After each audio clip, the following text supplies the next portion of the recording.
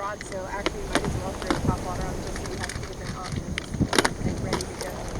When it comes to fly, like the tarpon toad in black and purple, it's like the only, if I'm throwing it at a tarpon, that's specifically, like that's the only color.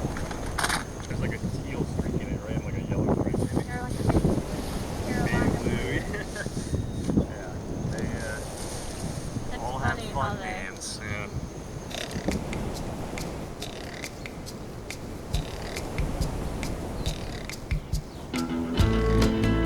Sometimes you can just feel it when an epic adventure is coming on. Like when you're asked to pedal a kayak across a lake at the break of dawn. Then asked to remove that pedal system so that it's possible for you to traverse some murky, lightly maintained mangrove tunnels.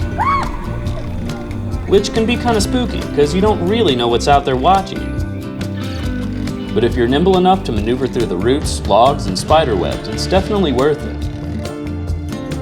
Because on the other side, you'll find an abundance of fish in this remote, secluded area, unoccupied by boats and motors. Working the banks and islands like you would for bass, we hooked up with a bunch of nice-sized snook. These guys are super isolated and are completely different in the way they act from most snook, with big breaching jumps and hard-fighting head shakes. After getting our fill of that section of the lake, we move on to other spots in search of more action. Cruising through these inaccessible waters with our pedal drives, we were easily able to arrive at untouched areas where the fishing is incredible. With lively tarpon jumping out of the water like silver rockets fighting against our tight lines.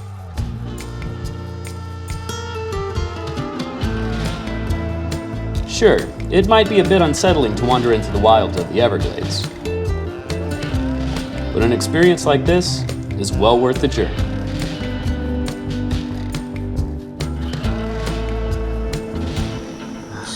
Just get it, you know? No drama, just adventure.